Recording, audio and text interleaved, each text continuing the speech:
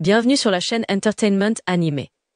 Ici, nous plongeons dans les aventures épiques et inoubliables de l'univers de One Piece, où Monkey D. Luffy et l'équipage du Chapeau de Paille naviguent à contre-courant pour réaliser leur rêve, devenir le roi des pirates. Alors, assurez-vous de vous abonner et d'activer la cloche de notification pour ne rien manquer des dernières mises à jour concernant l'univers de One Piece. Dans le chapitre 1145, l'histoire commence avec une double page impressionnante représentant le monde souterrain. Zoro, Sanji et Goldberg chassent de la viande pour Loki lorsqu'ils rencontrent un gigantesque brontosaure nommé Grogisaurus, qui les attaque immédiatement. Goldberg utilise son bouclier, doté d'yeux et d'une bouche, pour les protéger de l'attaque du Grogisaurus. Dès le premier coup, le bouclier brise instantanément les dents du dinosaure. Zoro et Sanji effectuent alors une attaque combinée pour le vaincre. Sanji donne un coup de pied à Zoro pour le propulser vers Grogisaurus, puis Zoro le tranche d'un seul coup. Après le combat, Goldberg explique qu'il y a une cabane de chasse à proximité, équipée d'ustensiles de cuisine, où ils pourront préparer la viande. Sanji, intrigué, demande pourquoi le bouclier de Goldberg peut parler. Goldberg révèle alors que ce bouclier s'appelle Nas, un Omi créé par le pouvoir de Big Mom. Nas a été conçu lorsque le père de Goldberg s'est battu contre Big Mom. Pendant ce temps, Luffy et les autres se préparent à apporter la viande à l'endroit où se trouve Loki. Là-bas, Loki explique que les chevaliers saints sont apparus et l'ont attaqué. Ajrudin lui demande s'il a une rancune contre eux, rappelant comment il s'était déchaîné en dehors d'Elbaf.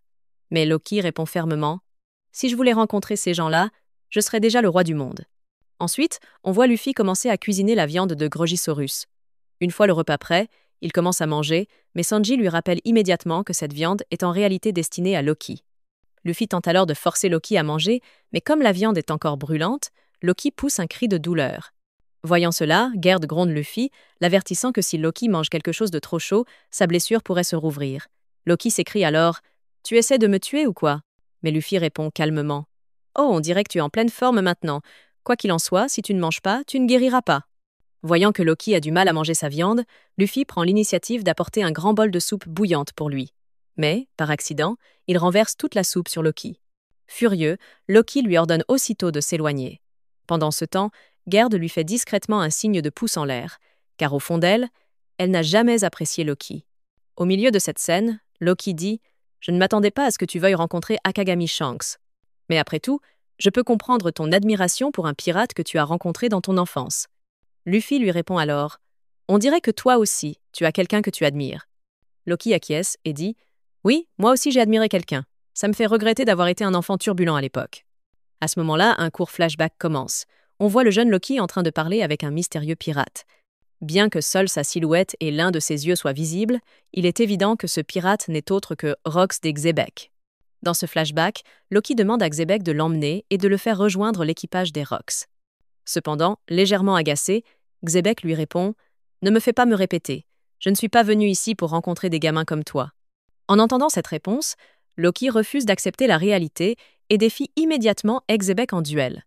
Dans la dernière case du flashback, on aperçoit le jeune Loki allongé au sol, gravement blessé, une épée plantée dans son corps.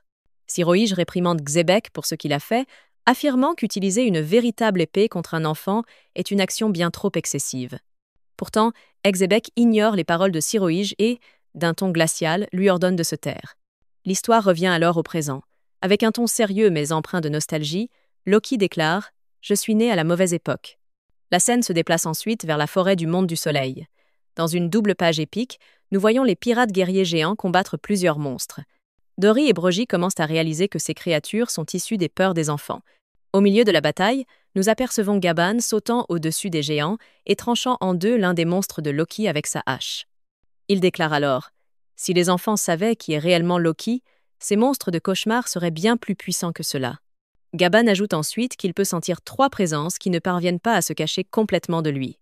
D'un ton sérieux, il avertit « Si même Elbaf n'est plus en sécurité, alors le monde est condamné. » Pendant ce temps, ailleurs, les pompiers tentent d'éteindre les flammes qui ne cessent de grandir, mais ils ne parviennent pas à les contrôler. L'incendie s'est propagé trop largement. Ailleurs, Zoro affronte Fenrir et parvient à le vaincre. Cependant, il est incapable d'empêcher les enfants d'être presque consumés par les flammes. Soudain, Jinbei surgit de la rivière de nuages marins et utilise une nouvelle attaque spectaculaire. Il crée une gigantesque vague d'eau pour éteindre l'incendie, sauvant ainsi les enfants à temps. À la fin du chapitre, nous voyons le groupe de colons. Plein d'enthousiasme, Colon s'exclame que Jinbei est incroyable et le remercie d'avoir sauvé les enfants. Colon expliqua ensuite que, bien que tout le monde à l'école le déteste, il les considère toujours comme ses amis. En entendant cela, Nami le rassura en lui affirmant qu'ils allaient sauver ses enfants. Colon acquiesça avec une détermination inébranlable. Cependant, soudainement, dans la dernière case de ce chapitre, un rebondissement majeur se produisit. Gunko apparut au-dessus de la coque du navire. Il planait en utilisant ses ailes faites de bandages, dégageant une présence intimidante. Colon, Nami, Usopp, Jinbei et Brook furent stupéfaits en voyant cette silhouette mystérieuse. D'un regard perçant, Gunko déclara « Je ne pensais pas qu'il y avait un autre enfant que ceux de cette école. » Colon, méfiant, demanda « Qui est cet homme ?» Mais Gunko se contenta d'esquisser un léger sourire avant de répondre calmement « Ce navire est décidément bien animé. » Que pensez-vous de ce chapitre? Restez à l'affût pour une prochaine analyse passionnante. Malheureusement, mauvaise nouvelle. One Piece sera en pause la semaine prochaine.